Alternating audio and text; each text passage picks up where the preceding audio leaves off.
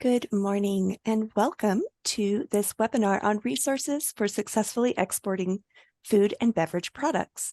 I'm your moderator, Jenny Alton from the New York Small Business Development Center Central Office. This webinar is hosted by the International Trade Department of the New York Small Business Development Center. Today, you will hear from our own Dr. Mercedes Sanchez-Moore, NYSBDC Director of International Trade. You'll also hear from Catherine Bamberger, International Trade Specialist with Global New York. And our featured presenter will be Logan Zweifel, Trade Liaison with Food Export Northeast. So you know, we are recording today. We will share links to a PDF copy of the slides and the recording in a follow-up email. Attendees are muted and will not be on camera today. Your chats will only be visible to me and our presenters. If you have any questions during the presentation, please don't hesitate to type them in the Q&A box as they come up. You can open Zoom's Q&A box from the Q&A button at the bottom of your Zoom window. We will address these Q&A questions in a session after Logan's presentation. If you have questions about what particular next steps would be in regard to your food export business, we highly recommend getting in touch with your local NYSBDC center. Our local SBDCs work with Dr. Sanchez-Moore in this process, which means that you have access to her expertise through your local SBDC. And I will put information in the chat in just a little while about how you can contact your local center. So with that, we will share some slides and turn the time over to Catherine. My name is Catherine Bamberger. I'm with the Global New York Group at Empire State Development. We are the state agency for economic development, and we manage a number of different programs, including the Minority and Women Business Owned certification. We manage some real estate holdings and development properties, and we provide regional economic development support through our regional councils. Next slide, please. Our particular division is small but mighty. We are both the import and export experts with the Economic Development Agency, helping companies, small businesses, and working with other partners to export the products that are made in New York. And we also work with companies who would like to have a presence in the state, in the United States, and preferably within the state of New York. Next slide. Our team is primarily located in New York City, and you can see all the folks that are down there, from our administrative team to our folks who are covering the 5 boroughs. And then we also have representatives in Long Island, Western New York out of Buffalo, Finger Lakes region out of Rochester and Central New York, myself in the Capital Region with North Country, Capital Region, and Mohawk Valley territories. And we have an individual in the Mid-Hudson region, and then again in New York City. So we have a very extensive network where we work with our regional economic development councils and our regional offices to help companies on a more localized level.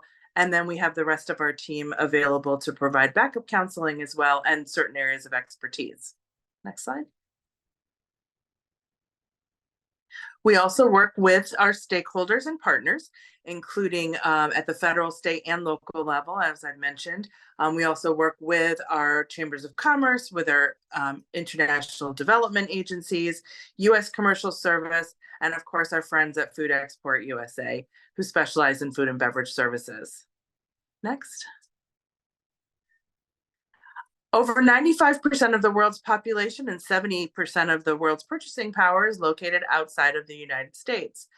As these statistics point out to you, much of your business growth opportunity may actually exist lying outside of the continental United States, Alaska, and Hawaii, and that does include Canada. Our exporting companies tend to become the employer of choice in their specialty area. They tend to be more flexible, they tend to be more forward-thinking, and they tend to be more innovative in their product development. But currently, less than 1% of U.S. small businesses export their products and services. Next slide. New York State is now America's #4 exporter, which is actually good for us. You can see that the 2 leading states that are primarily involved in some petroleum type industries, which are very big volumes, very big dollar values. And then 3 through 10 are pretty close to each other. There actually is an advantage to not being in the top three for some sort of administrative purposes. But we're delighted to be amongst the leaders across the country in exports.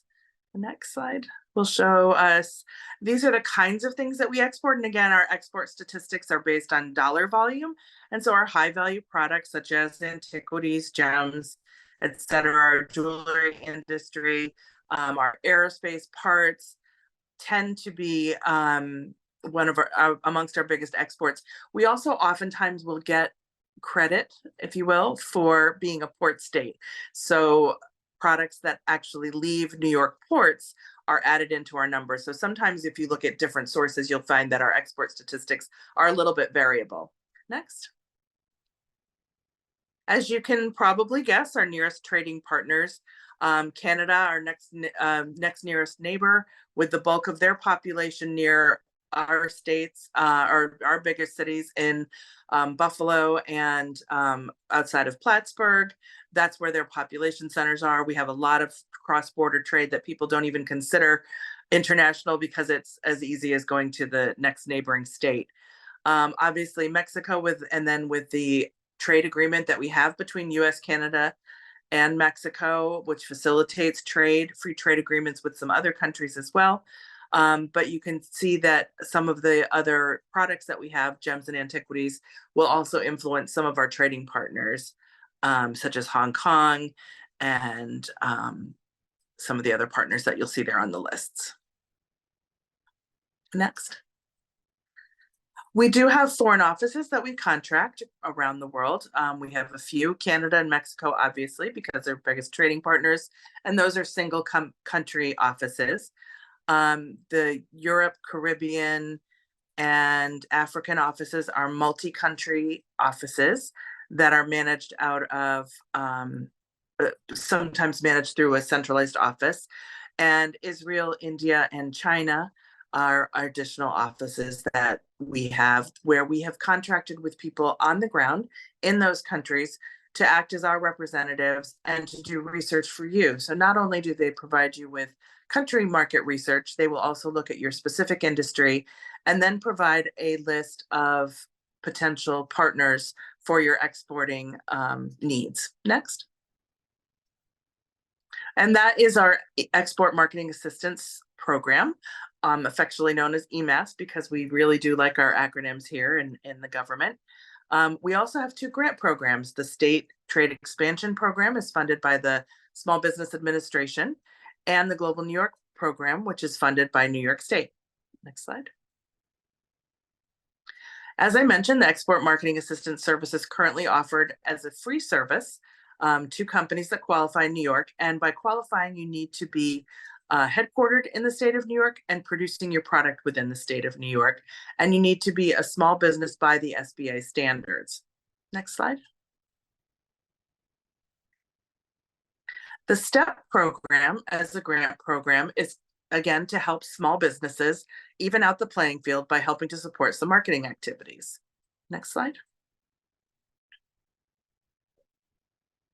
And these include various, again, it has an eligibility requirement. Companies can apply for various types of funding, which we'll see on the next slide, and they can apply for multiple activities up to $10,000 per program year per company. It's a reimbursable grant program, so the company does have to pay for the marketing activities up front, and then they're reimbursed at 60%. Next slide. And the kinds of things that are eligible include marketing and promotional activities, website development. The most popular one is trade shows. So if you're doing an industry trade show, not only overseas, but also in the US with significant international attendance, that's something that can be funded through the STEP grant program. We are currently out of funds for this program year, but we have received a notice of funding opportunity. We'll be applying shortly and expect the program to reopen again at the beginning of the new federal fiscal year, which is October 1. We are encouraging companies, however, if they have an activity before then, we are encouraging them to still apply, because sometimes plans fall through, and if the people that have already applied don't end up utilizing their funds, then we're able to repurpose those funds to other companies on the waiting list. Next slide, please.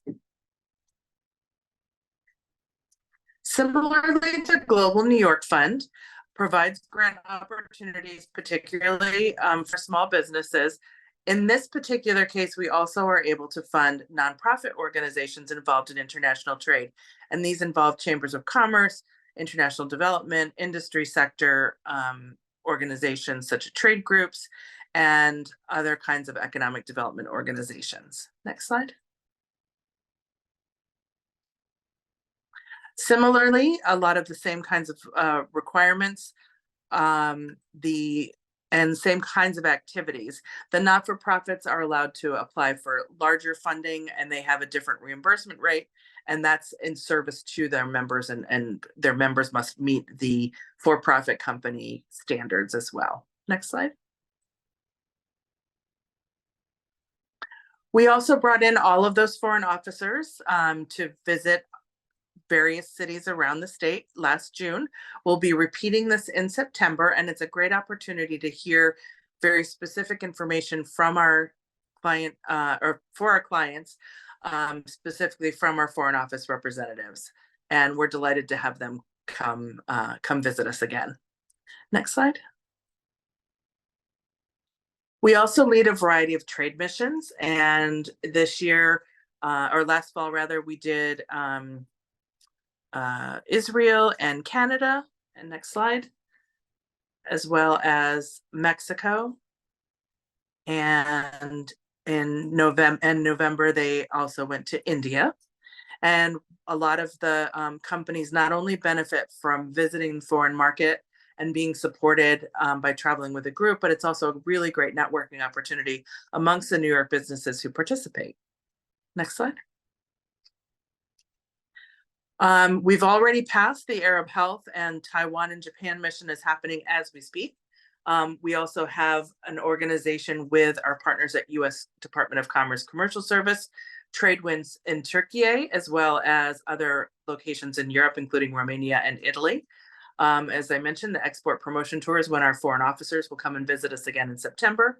And then for those who are in the healthcare services and equipment field, the Africa Health is a great opportunity. We are actively recruiting for that now. We will be providing a group booth space, as well as the marketing assistance service with business-to-business meetings pre-arranged during that conference. We also have the China Import Expo as something that we've done in the past with our sister city, our sister province rather, Jiangsu province, and then a Caribbean trade mission that actually I will be leading in the fall/winter this year, rather than waiting until spring. Next slide. So as I mentioned, we're delighted to be partnering once again with the Small Business Development Center and our friends at Food Export USA. Your first stop should always be with your local Small Business Development Center, but of course, all of the rest of us will be providing our slides and our contact information, and you're welcome to reach out to us at any time. And thank you again for your attention, for being with us today, and I will turn the microphone over to Dr. Sanchez-Moore. Thanks again. Thank you so much, Catherine, for your presentation and kind introduction. And good morning to everyone. I am Dr. Mercedes Sanchez-Moore, Director of International Trade of the New York Small Business Development Center. The New York SBDC is a partnership of the U.S. Small Business Administration, SUNY, the City University of New York, New York State, higher education institutions, and the private sector. The SBDC provides one-to-one business advisement, training, and research in support of entrepreneurship and economic development in the state of New York. The International Trade Initiative is a special program within the New York SBDC network, which is housed and part of the SUNY network of the 20 regional centers and 72 outreach and satellite offices. 98% of the population in the state of New York is within 30 minutes of an SBDC service location. The New York SBDC International Trade Initiative supports SBDC clients statewide with expertise and experience on international trade and trade compliance. We also provide SBDC staff with professional development, increasing trade advising capabilities statewide. All of our services are free, customized, and 100% confidential. We help small and medium-sized companies become globally competitive by providing export development and import operations assistance throughout one-on-one trade consulting, market research, innovative training, and links to additional export resources provided by our partners, like you see here: Global New York, the U.S. Commercial Service of the Department of Commerce, the Small Business Administration, Exim Bank, and other public and private organizations, such as Food Export Northeast, which is participating in today's webinar. As Jenny had mentioned, if you contact one of the centers that are closest to you in the SBDC, we will also put you in touch with all the resources and our network partners. We are actually making a great effort to be very comprehensive in the way that we work here in New York, and we are delighted to have partnerships with all the export service providers. The New York SBDC can help your business become a successful competitor in foreign markets by helping you plan and implement your export strategy. Our international business consultants are available to assist retailers, manufacturers, high technology, and even service companies with export planning and other areas such as export readiness reviews, export business plans, targeting international markets, selecting sales and distribution channels, legal considerations and licensing, logistic procedures and documentation, market research and trade statistics, and international financing options. It is easier than ever to get into the global marketplace. Many companies believe that the U.S. domestic market is big enough to meet their revenue goals, but the fact is that 95% of the world's buying power resides outside the States, such, like Catherine mentioned previously. Forward-thinking small business and medium-sized businesses can tap into this buying power and grow their revenue through exporting. Each year, U.S. companies export well over $2 trillion of goods and services. Exporting works for companies of all sizes. 97% of exporters are small and medium-sized enterprises, and 60% of exporters have fewer than 20 employees. If you are successfully operating a business in the United States, you owe it to yourself to consider exporting. Many small businesses have products and services with international market appeal, but are not certain on how to proceed. The New York SBDC is here to help. We invite you to contact one of our 20 centers and schedule a no-cost session with a New York SBDC certified global business professional and realize your exporting potential today. And now, it is my pleasure to introduce our main speaker of today's webinar, Logan Swayfield. After graduating in May of 2022 from Drake University with a bachelor's in international business and marketing, along with a minor in Spanish, Logan moved to Philadelphia to join Food Export Northeast as a liaison. Logan has had previous experience as a food export intern for the Food Export Midwest member state of Iowa, and has had many travel experiences, most recently throughout Europe and to Costa Rica. In his free time, he enjoys exploring Philadelphia, watching sporting events, and traveling to new places. Logan has also recently started a master program for international logistic management at Maine Maritime Academy. Please, Logan, go ahead with your presentation. Thank you so much, Mercedes, for that great introduction. Is everybody okay to see my screen here now? Yes, we can see it. Perfect. Thank you so much for having me to speak on what food export is and the different benefits of the programs and services that we offer to help food, beverage, and agricultural companies export their products into other markets. I'm going to go ahead and jump in and just kind of start with an overview of Food Export's mission. At Food Export Midwest and Food Export Northeast, our mission is to empower small and medium-sized businesses in our regions to sell their food and agricultural products internationally. We have three main focuses for our mission here. The first one is simplifying success. So we're reducing the risk and the complexity of exporting value-added food, agricultural, seafood, and forestry products through three main areas: education, market development, and promotion. The second piece of our mission is enriching exchange, connecting the world's importers, distributors, manufacturers, and retailers to the best U.S. products and producers to strengthen the vitality of our regions, businesses, and communities. The third and final piece here of our mission statement is realizing resources, partnering effectively with our 23 member state agencies and the USDA's Foreign Agriculture Service to invest in the future of our member states and U.S. agriculture. You can see we've also realized the resources that the SBDC has to offer and Empire State Development, hence our partnership there. A little bit more about who Food Export is. We are two private, nonprofit international trade organizations. We are federally funded through the USDA, specifically through the Farm Bill and MAP funding. The members of Food Export are the state agricultural promotion agencies. We'll kind of go into these on the next couple of slides just to explain what that all looks like and what that all means.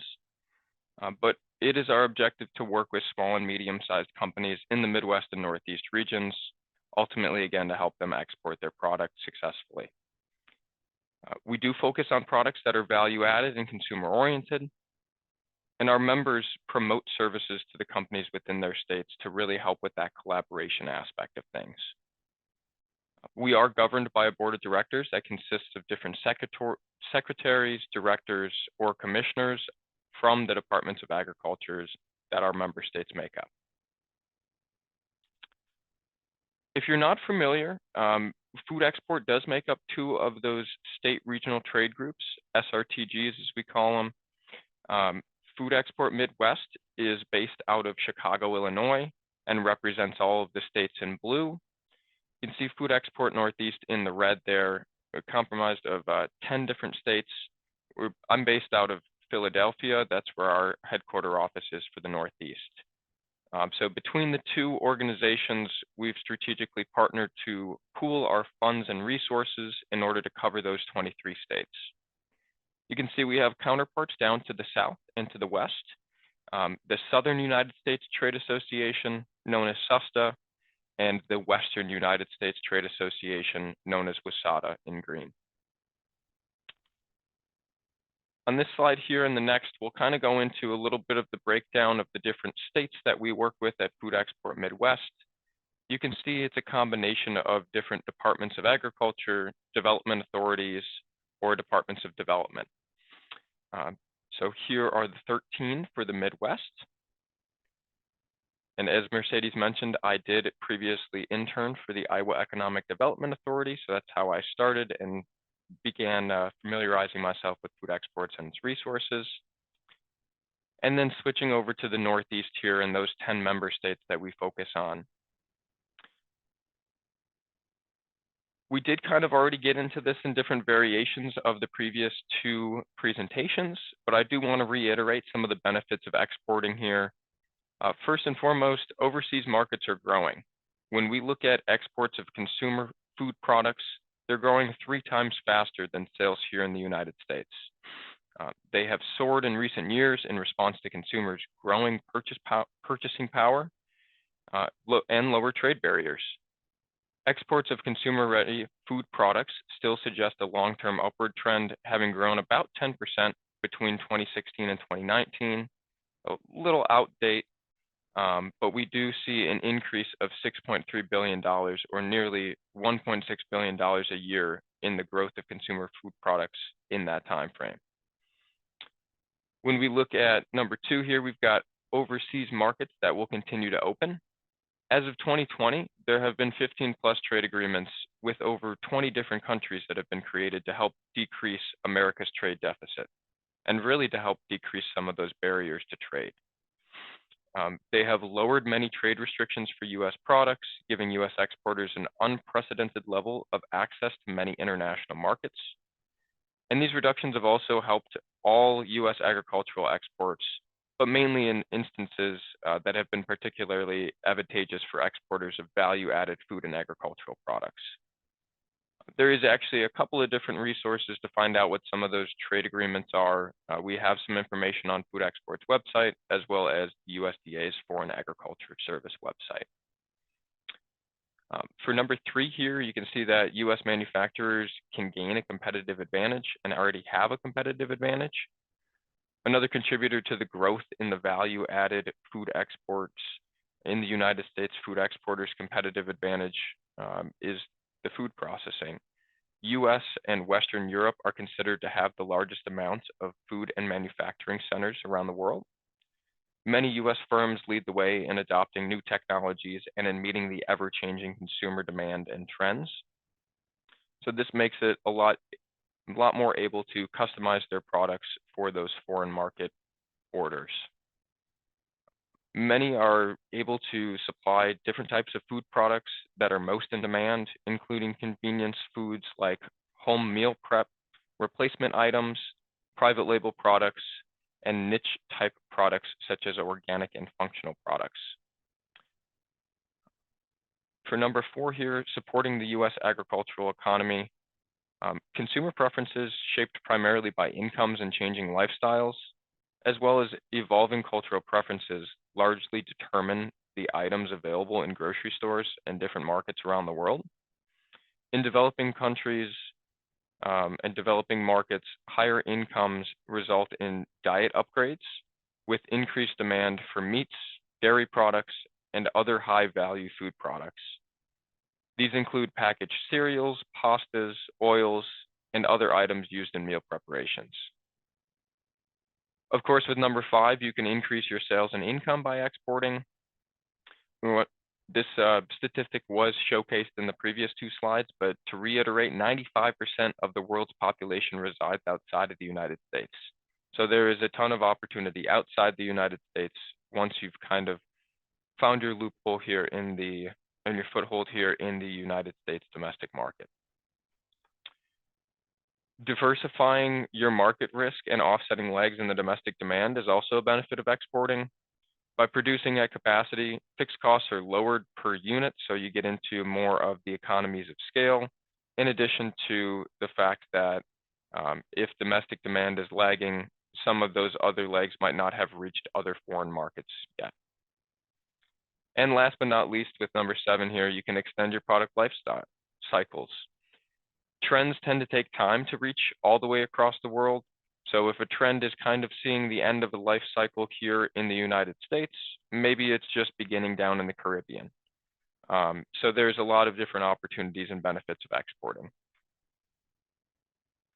On this slide, you'll see all of the different products that we kind of work with in different category breakdowns. We've got snack foods and convenience foods, which are some of our most popular out here in the Northeast. We work with a lot of natural products and specialty foods. You'll see us at shows like Expo West and previously Expo East when it was held here in Philly, as well as the summer and winter fancy food shows, to name a couple. We work with private label as well, food ingredients, food service products, feed ingredients, pet food, wood products, and seafood as well.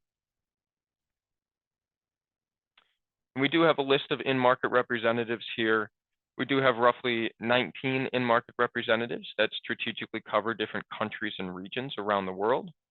They're designed to kind of be the one-stop shop for onboarding in a new market. It's very intimidating to approach a new market and to try to successfully enter and penetrate that market. However, our in-market representatives are there to make it easier. You can see in this breakdown, I did actually leave out Sub-Sahara Africa. That is a new addition as of this year, so now we do have representation in Africa as well. Over the next couple of slides here, I'm going to go into how we can help and kind of break down the program and service offerings that Food Export has to offer. You can see that we have 3 main categories that we focus on: exporter education, market entry, and market promotion. There are several subcategories that we'll get into over the next couple of slides here, but each of these program areas are designed to flow together in order to be the one-stop shop for all of the exporting resources you may need. To start with exporter education, Food Export offers a variety of educational resources to these U.S. suppliers that are looking to increase their knowledge and understanding of the export industry. It's kind of a daunting thing when you're coming into export, not necessarily knowing where to begin. So that's where some of these tools can really be beneficial to you to help understand and navigate what the world of export looks like for you. Most of these resources, if not all of them, for education are available to you at no cost. And we do have a bunch of different programs under this umbrella, including webinars, Export Essentials Online, which is our module-based learning, the Export Advisor Program, and seminars. So we'll dive into those a little bit here. For the Export Essentials, those are the 11 evergreen on-demand learning modules that you have access to. All it takes is a free Food Export account, and you can begin registering for some of these resources. Again, this is at no cost to participants for the Export Essentials Online, and this is really 11 great modules to help you navigate the components of the export process, anywhere from navigating free trade agreements to actually meeting with foreign buyers and what the negotiation looks like and how to incorporate Incoterms. Moving on to our webinars, we generally also have webinars that last about an hour. With Q&A, we cover a variety of different topics. It could be anything from utilizing one of our in-market representatives as a featured speaker in order to come talk about the trends that they're seeing in their respective market, or it could be in-house about how to utilize some of these programs and how to navigate through some of these programs that Food Export offers. We do live webinars just about at least once a month on Wednesdays around 2 p.m. And then we also record and send those out to everybody that's registered, as well as posting on our website. We do also offer seminars, but as of recent, kind of navigating through COVID, we put those on hold, and we're starting to get back into seminars now as well. One of the things I really wanted to zero in on for education was the Export Advisor Program. This is one-on-one consulting for individual companies. It's more of an 8 to 12 month program that works with our export advisor, Wayne Batlin. He has 40+ years of exporting experience. He's worked at various different foreign agriculture service posts and USDA posts. He is really big into the strategy and the statistics side of things. So he will go ahead and meet with you to understand where your company is at in terms of exporting and where you want to be. Wayne will then help go ahead with research and statistical reasoning for identifying markets that should be of interest to your products, as well as then coming up with a strategy for approaching that. So that is a great free resource here. You can see a quote from one of our previous participants, Cat's Gluten Free. This is a great program that does require a little bit more of a buy-in from the top level participant of the company, just because it is something that we want to make sure that exporting is on your radar and that you are serious about pursuing some of these offerings. Transitioning into our next focus area here, this is market entry. Market entry combines a lot of different areas here to kind of get your feet wet in terms of meeting foreign buyers, researching potential markets, receiving assistance at international trade shows, and of course, obtaining sales leads from interested importers. So some of the current programs that we offer are a trade leads program, a U.S. Food Link, which is our bi-monthly publication, kind of newsletter style, Market Builder, virtual consultations with our in-market representatives, lead qualifications, buyer's missions, focus trade missions, and something that we call Food Show Plus, which is our add-on services at international trade shows. So to dive into those a little further, I want to start with Market Builder. The Market Builder is made up of two components. It's made up of the Market Scan and the Rep Finder. The Market Scan is more of your generalized custom product research. So our in-market representative will conduct a report on things such as distribution analysis, targeted importer list, preferred price point of your product, competitors that are out there in the market. All of those different components of research go into the Market Scan and help you identify if this is a market that could really be a good opportunity for you or not. The second component with the Rep Finder goes into our in-market representative planning, finding, and organizing meetings between you and prospective importers. These importers are qualified through our in-market representative, and we are generally looking at a minimum of 3 meetings that they'll organize, but usually this skews towards a higher number depending on the market, the product, and various different factors. So this is an offering to really help you understand the product potential, as well as then actually connect you to buyers who are interested in your products. For our Food Show Plus offering, I mentioned that this is the add-on services for trade shows. It's designed to maximize your trade show experience and the exhibitor resources that you have at international trade shows. So, of course, we want to do that while increasing your product exposure and getting you potential sales leads as well. What this offers would be coordinated by our in-market representative, introductions to qualified buyers. You can see in the pictures here, there are some fairly big foreign trade shows that we find ourselves at with the USA Pavilion. Our in-market representative will go around the trade show and find prospective buyers, bringing them back and providing introductions to the suppliers that have signed up for this service. They also participate in in-market briefings so that the suppliers signed up will have a good knowledge of the market and be prepared for the trade show. This is also in cooperation with the USDA posts. So between our in-market representative and the USDA, we are able to brief them on the market. Of course, our in-market representative is going to be there to help you with on-site assistance for any questions you might have as you navigate this international trade show experience. They'll also coordinate retail tours where you can go around to some of the stores outside of show hours, and you can see what the local markets have to offer in terms of price point, competitors, and different products that are on the shelf. So really good research that you can conduct on your own independently as well. Of course, they'll be there to help out with the lead qualifications post-show, as that's kind of one of their expertise in navigating the market and utilizing their local resources. There are some more things that you can add on here for additional fees, like an interpreter for $75 for the show, which is a great deal when you look at some of the other Steamline prices for interpreters and other options like that. Moving on to buyer's missions.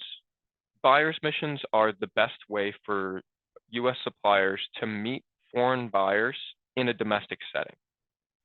So you'll see here in the picture showcased to the side, each supplier will get their own table where they can set up product displays, samples, any marketing materials they want to utilize to promote their brand, and they'll stay in that spot the whole time. And these international buyers will kind of rotate through on a 25-minute basis, essentially like speed dating with foreign buyers. You can see that the buyers are pre-screened, they're qualified, and they're interested in the US products. You actually do get a list of the buyer profiles ahead of time before signing up to a buyer's mission, so you can understand if the buyers that will be attending will be a good fit for you or not. You can look at things such as product of interest that they have, preferred Incoterms or port of entry and exits, what they have the capacity to import or not import. So that's really good resource to have in terms of understanding if this is a good event for you. We generally tie these on to trade shows domestically in the United States. I listed a couple out earlier, like Summer Fancy, Winter Fancy. Those shows and some others we have buyer's missions at here, but not all times will buyer's missions be tied to trade shows. We do have some flagship standalone buyer's missions, such as our Summer in the Cities, which takes place at a convention center in Michigan as well as Boston this year. And then we've got some like our Caribbean and Latin America buyer's mission down in Miami, where we partner with SESTA. So buyer's missions are a great way to meet international buyers here in the domestic setting and not have to worry about travel costs associated. Our focus trade missions are kind of the reverse side. So focus trade missions are physically traveling to the market that's at play here. You can experience total market immersion for your product and for your brand. This is a great way to really understand what the local food industry landscape looks like, as well as what the opportunity is for your product in that market. You can also assess competition and learn a little bit more about the promotion products of your resources here in the market and what you might choose to pursue. For what to expect, generally we like to keep these missions to 3 days. It's an international travel, so we understand that's going to be a quick turnaround time. Our in-market representatives do coordinate all of the hotels for where the meetings will take place.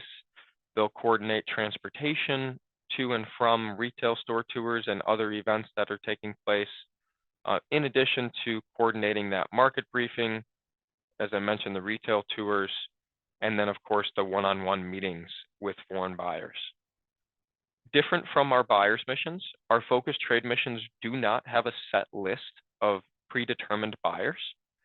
We actually wait to see which suppliers sign up and customize the buyer pool to the suppliers that are signed up. We feel that this is a great way to gain a little bit more of a customizable approach, hence the term focused trade mission. We also offer virtual consultations and lead qualifications that are completed by our in-market representatives. For virtual consultations, this would be a 30-minute one-on-one meeting with our in-market representative, where you get a chance to ask them, we say roughly 3 to 5 questions. And this could be anything about what the regulations in the market looks like, how transportation getting their product actually to the market would make the most sense, maybe what their marketing promotion activities should look like. Anything like that would be a fair question for a virtual consultation, and we really rely on our in-market representatives to be able to provide that in-market knowledge and that guidance as companies are looking to expand. As companies are looking to expand, there will be various different ways that you'll gain leads as well. So we do have that lead qualification program that is conducted by our in-market representative to help you qualify leads and understand if this is a good actor to get involved with before you make a business deal. Oftentimes in international trade, we hear sometimes about a business deal that has gone sour, payment wasn't received, product wasn't received, whatever it may be. Lead qualification is a great way for $30 to be able to qualify a lead and gain more confidence before entering business with that partner. We do have some additional services here too, one of which is our online product catalog. When you create a free food export account at foodexport.org, you'll go ahead and gain access to the My Portal tab, where you can go through and you can update your organization and any product offerings that you might have. The online product catalog is something that we keep in touch with our in-market representatives and their network of buyers, just to generate any additional trade leads. We do have a separate trade lead program where if our in-market representative reaches out with a buyer that's interested in a specific product, we will go ahead and notify all of the suppliers in our database that reach those criteria. We also have something called US Feed Link and US Food Link. You can see those two pictured here. Essentially, to describe the purpose of this, it's an opportunity for a company to take a picture of their product offerings, post a little picture, and a little blurb that describes what the company is and its background, as well as some contact information. This is a great opportunity for companies to gain additional trade leads as well, as this bi-monthly newsletter goes out to almost 12,000 plus different contacts in our in-market representative network as well. And then the third and final component here that we focus on is market promotion. This is also known as the branded program. This is our cost share assistance program for branded products that are sold in foreign markets. The idea here is to double your international marketing budget. So with the math of the 50% reimbursement, we hope to give you a little bit more leeway to focus on other expansion opportunities as well. So this is a 50% cost reimbursement program of eligible expenses. There is a set list of eligible expenses in the 2024 branded program exporter manual that is posted on the food export website. This is for U.S. food and agricultural products only, so it does not go into technology or any other realm like that. You do have to have a minimum 50% agricultural origin, so 50% of your product needs to be made up of U.S. agricultural content. It's grown in the United States, not just sourced by a United States company and grown in another country. Products are not covered by other industry groups, so it just needs to be one company promoting that brand in this program. And this is for small companies only, so you do need to meet the SBA guidelines, or you need to be an agricultural cooperative to work with us for this program here.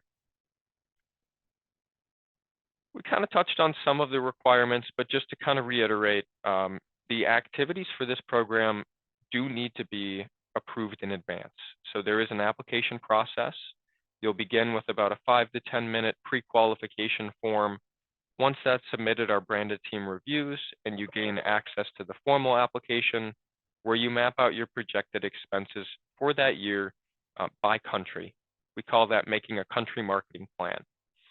Once your application is approved, then we get into the contracting pieces. And once you're contracted, you begin to actually incur the expense. So if it's for a trade show, you go to the trade show. And after the trade show, you'll need to submit 3 pieces of information to us. We call this a claim. The claim is made up of the proof of, the proof of invoice. So you need to have the fact that you were invoiced for that activity, the proof of payment, showing that you've paid that invoice, and then the proof of activity. Generally, this is a picture of whatever activity is at hand. If this is a trade show, it would be a picture of your trade show booth. Over the next couple of slides, we'll get into what that trade show booth example would look like for this program. Again, companies do incur all the expenses up front. The U.S. origin statement is required for all products and for all activities that you participate in. It does need to be on your product, whether that's made in, product of, or grown in the USA, US, America, anything like that. The full written out state name can be used as well, but that is one thing that we're going to need to see for this program.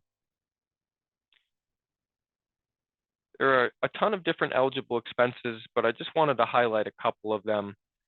You've got advertisements and publications, websites and social media, public relations and seminars, promotions and demonstrations, international trade shows.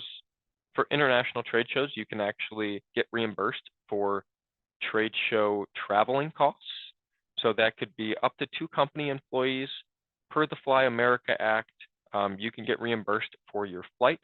You'd need to be in an economy seat, but then you can also get reimbursed for hotels as well as meals and incidentals.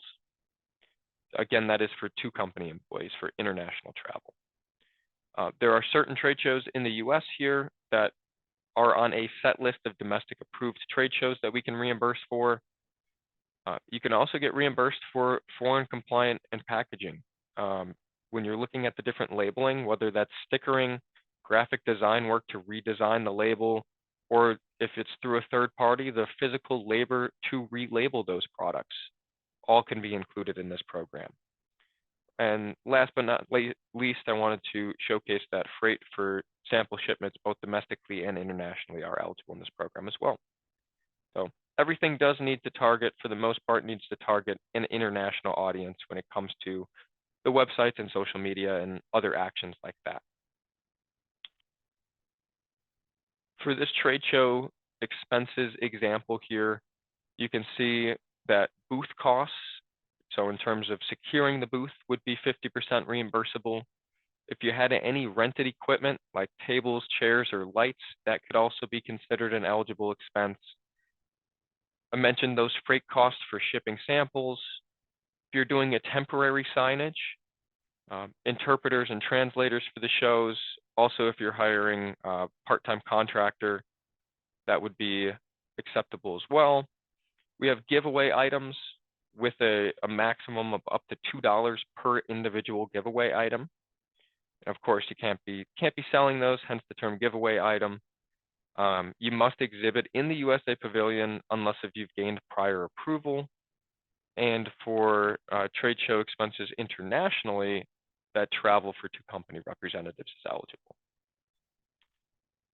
But furthermore, just to showcase what would be considered eligible and what would not be, the electrical would be considered eligible if you're renting these counters, if you're renting carpet, chair rental, the booth cost itself, and any pop-up pictures here too. The big thing that we look at here is can it be reimbursed, or excuse me, can it be reused for another non-eligible trade show? If you're buying a TV for display, unfortunately, we can't reimburse that due to our federal funding limitations. However, if you're renting that same TV, we can reimburse you 50% for that trade show. So there's a lot in this program here. I definitely encourage you to visit Food Export's website. More than happy to be a great point of contact here. I am the New York and Delaware liaison for Food Export. More than happy to meet with anybody that's interested on this call. Please take a look at foodexport.org to take a look at the Our Programs dropdown. You'll be able to understand a little bit more about the pricing of everything. We do offer very heavily subsidized pricing due to that federal funding. Our main objective is to help grow the US GDP and work with our partners to get other suppliers in foreign markets. And with that, that concludes my presentation here. So thank you so much for listening, and I'm happy to answer any questions.